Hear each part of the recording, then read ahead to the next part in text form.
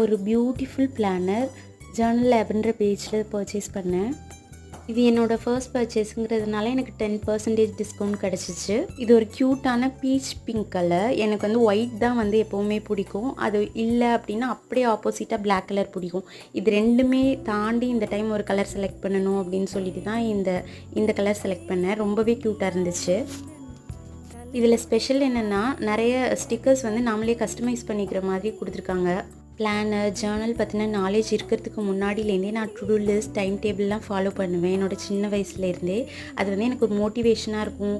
2018க்கு அப்புறம் நானே வந்து DIY ஜேர்னல் ப்ரிப்பேர் பண்ணி யூஸ் பண்ண ஆரம்பிச்சிட்டேன்.